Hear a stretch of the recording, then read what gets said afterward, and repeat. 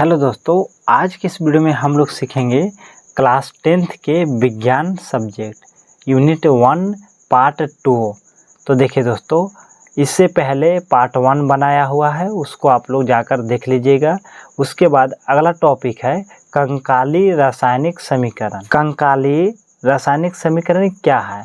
तो असंतुलित रासायनिक समीकरण को कंकाली रासायनिक समीकरण कहते हैं। यानी जो असंतुलित रासायनिक समीकरण है उसी को कंकाली रासायनिक समीकरण कहते हैं। जैसे देखिए Mg + O2 तीर का निशान MgO, यानी देखिए यहाँ पे Mg जो है यहाँ पे दोनों बराबर है, लेकिन यहाँ पे ऑक्सीजन एगो है, यहाँ पे ऑक्सीजन दूगो है, तो ये असंतुलित समीकरण हुआ। तो ये असंतुलित समीकरण हुआ तो ये कंकाली रासायनिक समीकरण कहलाएगा। दूसरा एग्जाम्पल देखिए कि H2 + O2 तीर के निशान H2O, हाइड्रोजन दूगो, ऑक्सीजन दूगो, ऑक्सीजन इधर एगो है, तो ये भी असंतुलित समीकरण है। तो ये भी असंतुलित समीकरण है, तो ये भी कंकाली रासायनिक समीकरण कहलाएगा। अब हम लोग समझेंगे संतुलित रासायनिक समीकरण का महत्व क्या होता है। तो देखिए, संतुलित रासायनिक समीकरण से निम्नलिखित सूचनाएं प्राप्त होती है। कौन कौन सूचना प्राप्त होता है? तो पहला देखिए, रासायनिक समीकरण से इस बात का पता चलता है कि अभिकारकों एवं उत्पादों के नाम क्या है। रासायनिक समीकरण से यह बात का पता चलेगा कि अभिकारक एवं उत्पाद के क्या नाम है।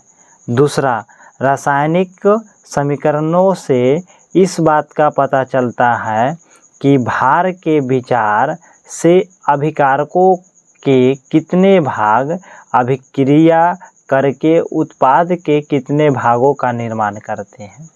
तीसरा पॉइंट है, रासायनिक समीकरण से इस बात का पता चलता है कि अभिकारकों के कितने कितने अणु आपस में संयोग कर उत्पाद के कितने कितने अणु बनाते हैं।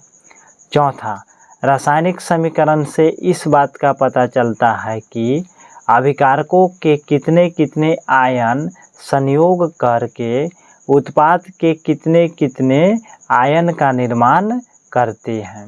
जैसे यहाँ पे देखिए कि नाइट्रोजन है, यहाँ पे हाइड्रोजन है, यहाँ दोनों मिलकर देखिए यहाँ पे N2 + 3H2O, तो यहाँ पे देखिए संतुलित किया हुआ है।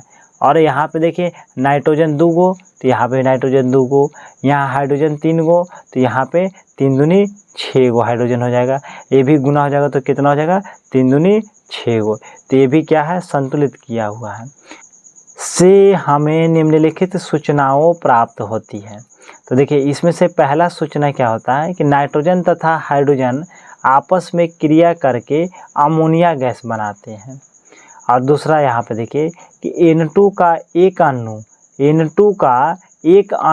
H2 के 3 अणु का संयोग कर NH3 के 3 अणु बनाते हैं। NH3 के 3 अणु बनाते हैं। अगला पॉइंट है कि भार के विचार से 28 ग्राम नाइट्रोजन और 6 ग्राम हाइड्रोजन के संयोग करके 34 ग्राम NH3 बनाते हैं। जैसे इसमें मान के चलिए कि अगर यहाँ पे नाइट्रोजन 28 ग्राम रहेगा, हाइड्रोजन 6 ग्राम रहेगा, तो दोनों जोड़कर 34 ग्राम NH3 बनाएंगे। चौथा इसमें सूचना क्या होता है कि एक आयतन हाइड्रोजन 3 आयतन हाइड्रोजन के संयोग करके 2 आयतन अमोनिया बनाते हैं। अगला टॉपिक है दोस्तों, रासायनिक अभिक्रिया के प्रकार, टाइप्स ऑफ केमिकल रिएक्शन। तो रासायनिक अभिक्रियाएं कई प्रकार की होती है, जिनमें से कुछ मुख्य है। पहला, संयोजन अभिक्रिया, दूसरा वियोजन अभिक्रिया, तीसरा विस्थापन अभिक्रिया और चौथा द्विविस्थापन अभिक्रिया, पांचवा अपचयन उपचयन रेडॉक्स अभिक्रिया। तो पहला अभिक्रिया जानेंगे संयोजन अभिक्रिया, कॉम्बिनेशन रिएक्शन। तो देखिए, संयोजन अभिक्रिया किसे कहेंगे? संयोजन अभिक्रिया वह रासायनिक अभिक्रिया है जिसमें 2 या 2 से अधिक पदार्थों के अणु परस्पर जुड़कर केवल एक ही प्रकार के पदार्थ के अणु बनाते हैं।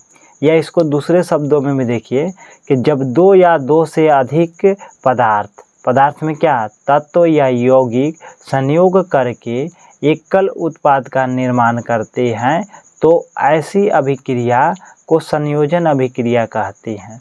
जैसे 2H2 + O2 तीर का निशान 2H2O और ये संतुलित किया हुआ है। दूसरा देखेंगे वियोजन अभिक्रिया। तो दूसरा टॉपिक है वियोजन को अपघटन अभिक्रिया भी कहते हैं। तो डीकम्पोजिशन रिएक्शन कि जब एक रासायनिक पदार्थ टूटकर दो या दो से अधिक नए पदार्थ का निर्माण करती है तो ऐसी अभिक्रियाएं वियोजन यानी अपघटन अभिक्रिया कहलाते हैं।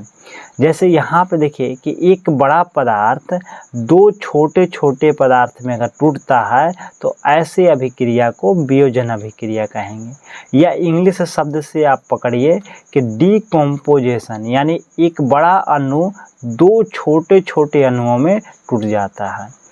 उसके बाद दोस्तों इसके आगे वाला जो टॉपिक है वो पार्ट 3 में आएगा और पार्ट 1 जो नहीं देखे हैं वो पार्ट 1 का वीडियो आप लोग जाकर देख लीजिए और पार्ट 3 आगे वाला वीडियो में आप लोगों को मिल जाएगा।